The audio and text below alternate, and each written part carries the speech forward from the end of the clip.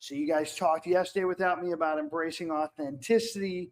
We've talked about putting people above your own agenda, developing that emotional capacity, and giving more than you take. So with all of that being said, great content. If you're not sure what to say, just crack open your book, and on that page, whatever you highlighted, let's chat about it. So what do you guys have?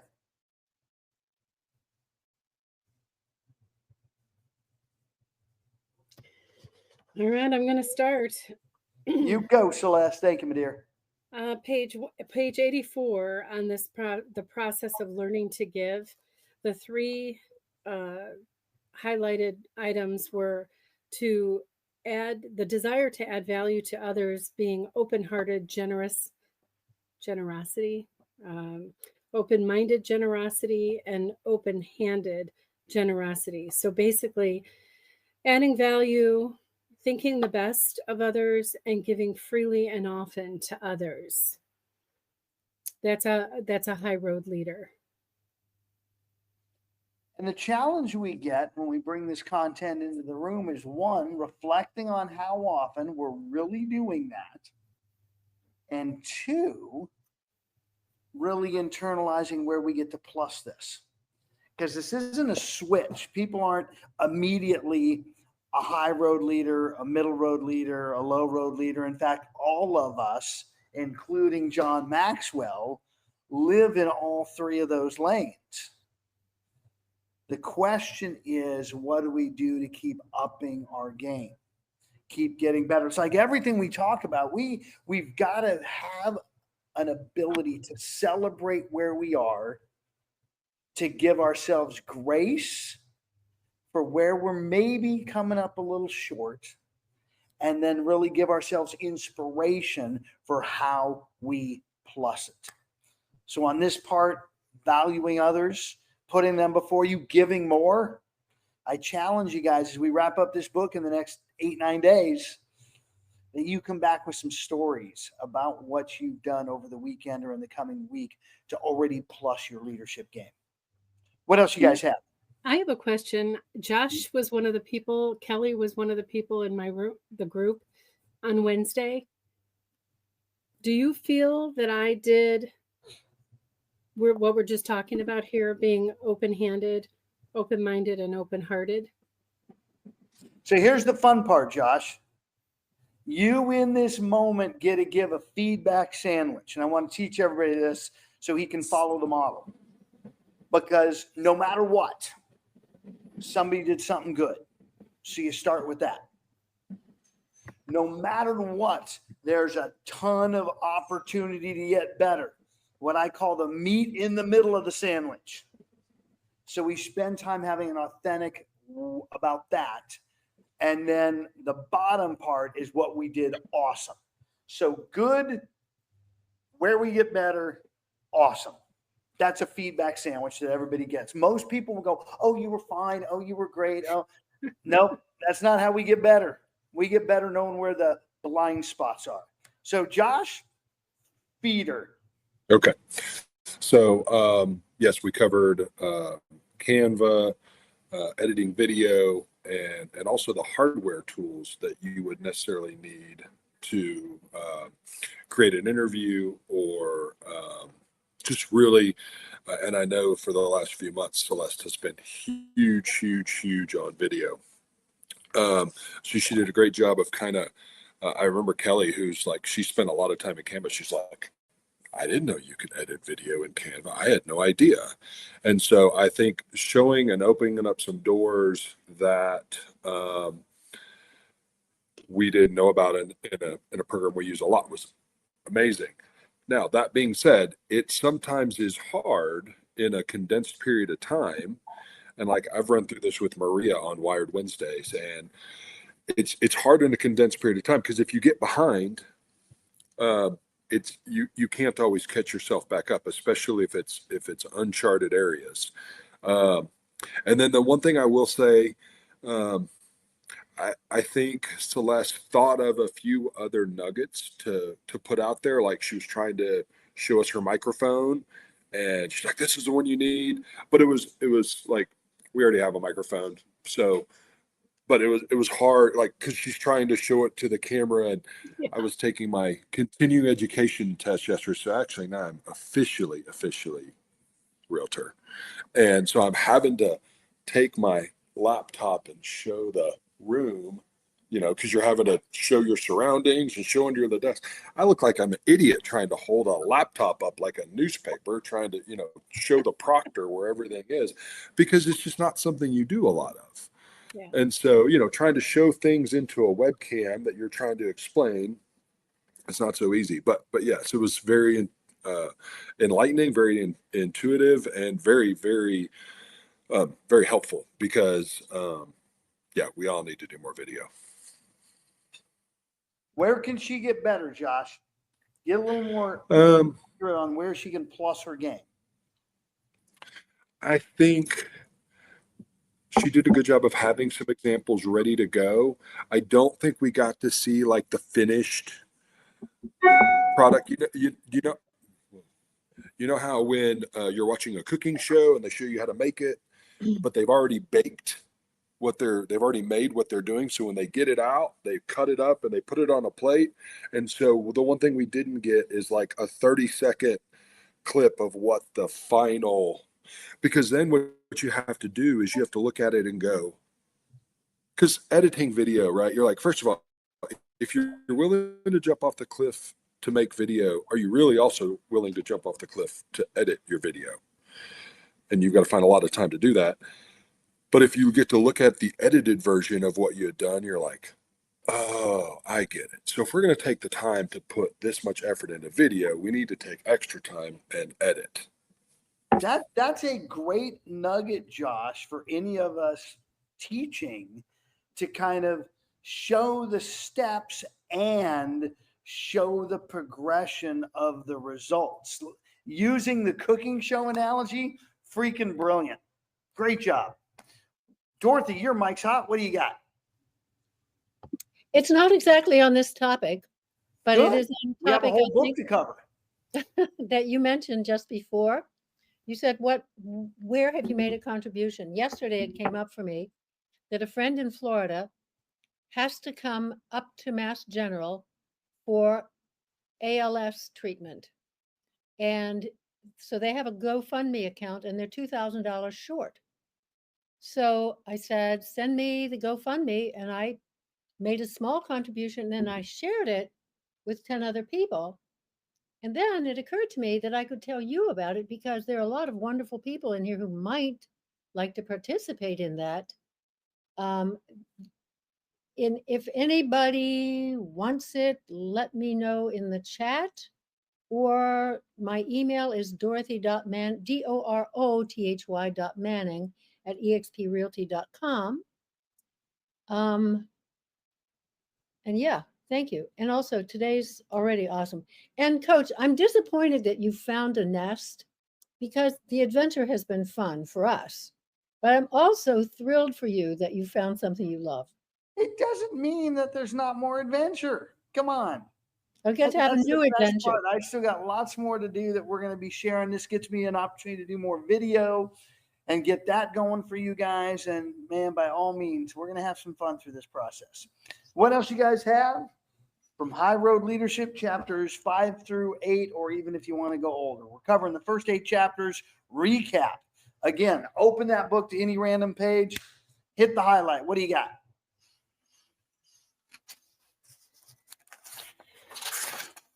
Go, Justin. Yeah, so the first page I opened to was 109. This is one of the most limiting beliefs people hold, is that others' opinions of them are more important than their own. And, expound. Well, putting other people's perspective or valuing yourself based on other people's perspective is probably something that many people do way too often, and I don't think it's healthy. It's not on this page, but that reminds me, I think it's maybe the last chapter where they talked about social media being a tool that people use to measure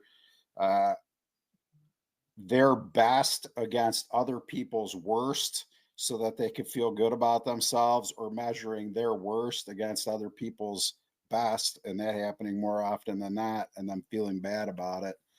That's probably a lot of the problems with that. Half the reason my mic went hot, though, I'm curious. I don't know if you even know the answers to this, but is the primary residence exemption for capital gains good in Puerto Rico?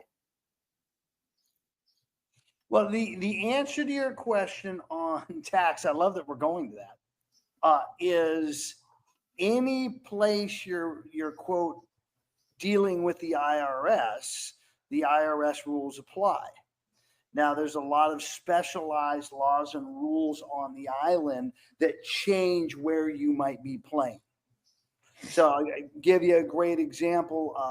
Friends from our world, Jeff and Marcy Wilhelm, came over to the island, bought, sold 2 years later, might have been earlier, but let's just say 2 years later, they have the capital gains exemption because they just were living here. Nolly Williams, Nolly and Josie, another great example. They are living here under standard rules and regs, dealing with the IRS. And so when they sell their ranchette here, if they so choose, and they've lived in it 2 of the last 5 years, they can have no capital gains on it. So, yeah, all kinds of ways to learn and play, and that's what we get to do in just another space. So I appreciate you asking, Justin. Josh, next book. I'm glad you asked. More people here. We'll do another quick touch on it. Exactly what to say. The real estate version. It is a black and white cover. Exactly what to say. Real estate version. Now, that being said, guys, what else from this content? What else from John Maxwell, High Road Leadership? We're in good stuff right now. Let's lean into it. Go, Evelyn.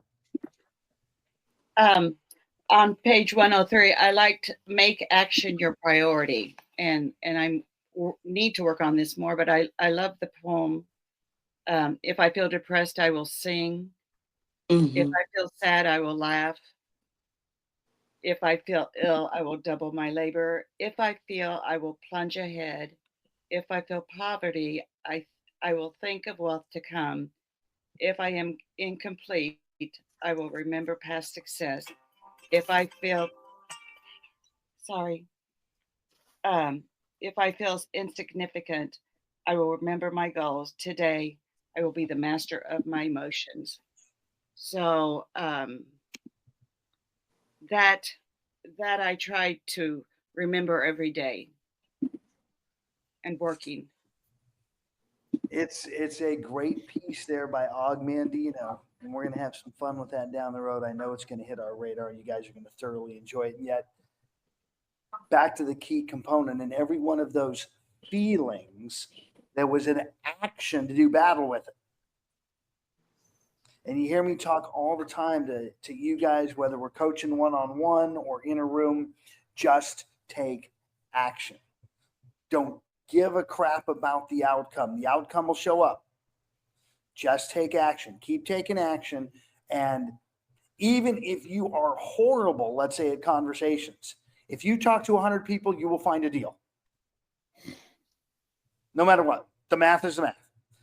If you stumble all over yourself, you make mistakes, you screw up, you look bad, you're a yo-yo, 1 out of 100 people is going to love the authentic yo-yo.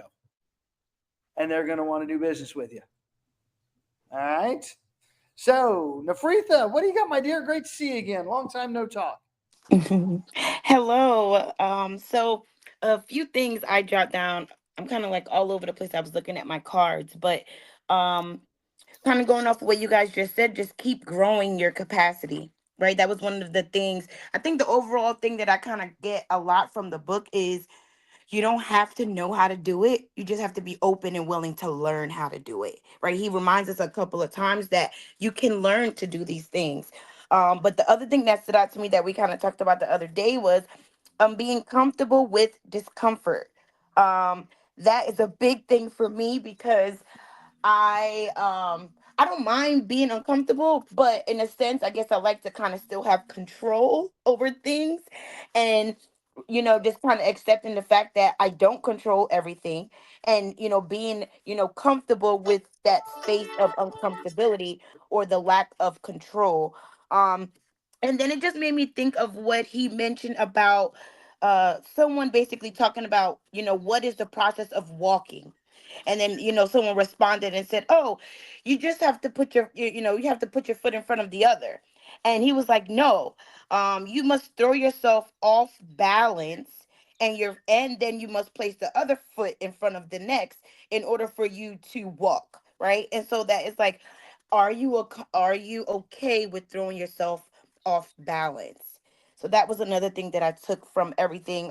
Just being comfortable with being uncomfortable. And then in chapter 9, which is probably a little bit ahead, he also talks about being comfortable with the discomfort of being wrong, right? Practicing accountability. So I guess it kind of ties into that same notion of being comfortable with being uncomfortable. Yeah, and it is absolutely practice in getting there, in having that level of just knowing you can just survive whatever it is. Right. I'm looking actually because this reminded me of a great. You know what? I think I can just take it this way. I said, we'll listen to a commercial. If this is it, this is going to be old school for the younger people in the room. They won't recognize it. 2, 1. Share screen, optimize for video. It should be there. Here we go. Dave called. He was crying. He actually cried. He said if I'd come back to give me a corner office with new furniture and a raise. Like that's I supposed don't to think make this is up going to for be the everything. clip. Anyway, I took Yep, it not out. the clip. So anyway, this is from Parenthood. If you guys have seen it or haven't watched it in a long time, the original Parenthood with Steve Martin.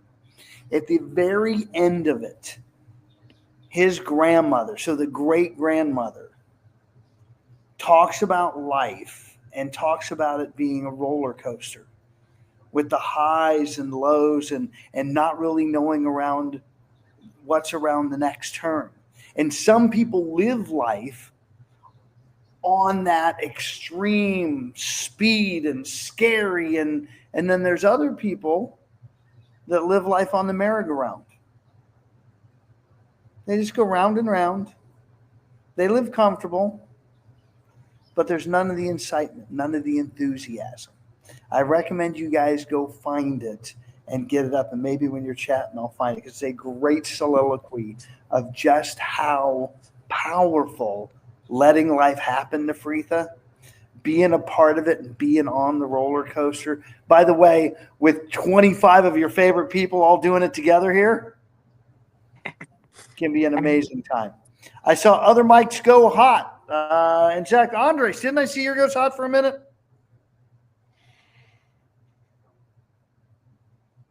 No, not yet. Well, it is now. What do But you got? I do like the chapter A, the authenticity part of it. Being true to yourself, finding out who you are, and be committed to that. Everything else, everyone will like you. Everyone will respect you for who you are, and appreciate you for being that. I can relate to that in many areas where growing up in very different in my environment from being in Puerto Rico, Rhode Island, San Diego. Many things happened around me. Came across many people that were doing the wrong thing. And just knowing who I am, who I wanted to be, allowed me to step away from different things and put me in a position to be around the right people. So always You're do- knowing who I was and what I wanted to do. So and you're kind of doing some things radically different now, aren't you? absolutely. Absolutely. And again, this is stepping out of that comfort zone, as Navritha said. I found the written words of the soliloquy. I still say you go find it. But here's what Grandma had to say. and she was like 90 something. You know, when I was 19, Grandpa took me on a roller coaster. Up, down, up, down. Oh, what a ride. I always wanted to go again. You know, it was just so interesting to me that a ride could make me so frightened, so scared, so sick, so excited, and so thrilled all together. Some didn't like it. They went on the merry-go-round. It just goes round. Nothing. But I like the roller coaster. You get more out of it. if I can share something on that is when it comes to the theme park, I never liked roller coaster. When I made the decision to move to Alabama, get into real estate, I knew it was going to be a roller coaster, completely out of my comfort zone. But I was excited for it. I'm excited for it every day. I'm excited for everything that's happening. I'm excited to do the uncomfortable day in and day out. So it's great to see that. It's a great Awesome, feeling. my friend. And you know, it's also great doing it with you. So Thank who you, else? guys. Justin, I see your mic hot. I see Nafreet is hot again. I see Josh is hot again. Let me just go in my order of how they showed up. Josh, what do you got, brother?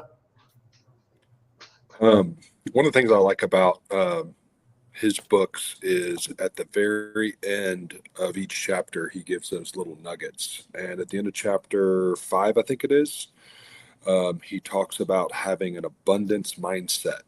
And really, he's talking about it from the standpoint that way too many people have a scarcity mindset. And so we've got to have an abundance mindset.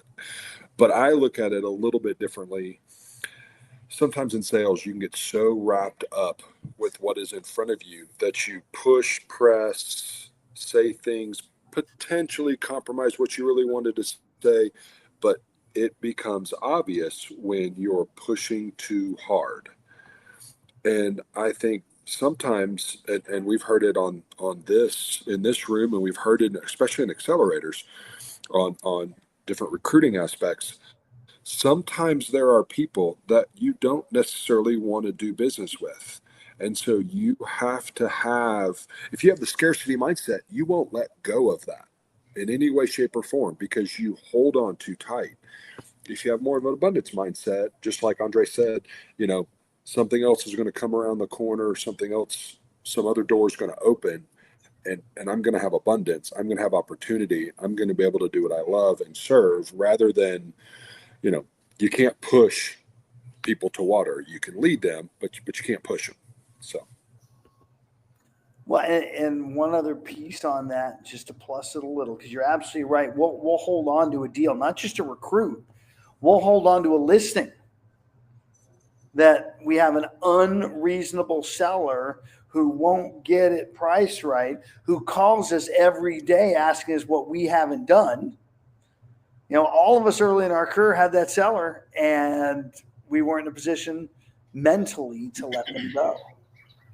And so, Josh, yes, on this lead the horse to water but can't make him drink.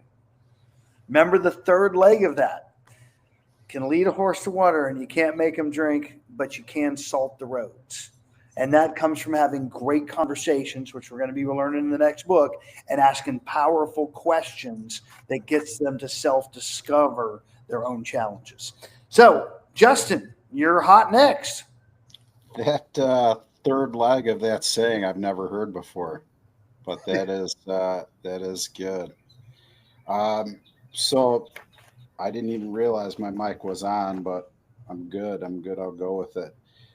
I really like. I think this is chapter 8, 7, accountability. The accountability chapter, where he talks about the difference between accountability and responsibility, and about accountability versus being accountable. And I left to my own devices without this book, I don't know if I ever would have made any distinction about the just tiny differences in the words and how big the difference is when you mean when you're intentional about it. I guess that's what I take away from it. a lot of the different things that he talks about are things that I've heard, over and over again. But he does have a great way of putting intentionality or causing you to recognize the need to be accountable or intentional for these outcomes and for these actions.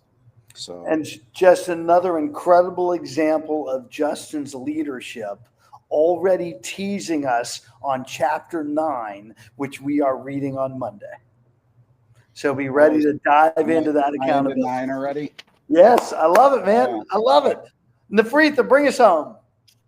So I just was thinking about what Andrea said and what all of you guys are mentioning, and it brought me to what he talked about with choices.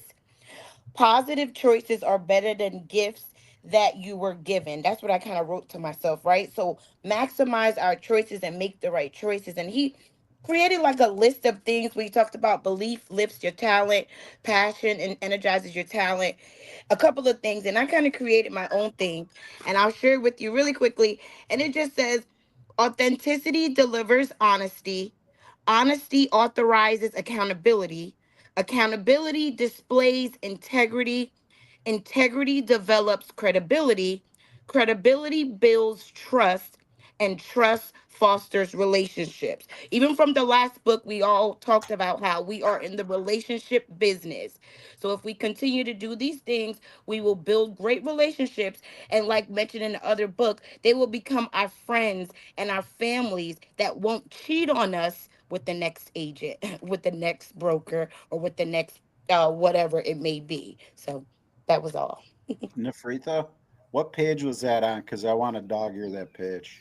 Oh, I'm sorry. I don't know, Justin. I don't have the actual book. I'm listening to it, but I wrote chapter 8. It's somewhere in between chapter 8 and chapter 9. I'll find it. That was an awesome excerpt. Thank you. And I'm super impressed that you could rip it off like that and you don't have the book in front of you. Oh,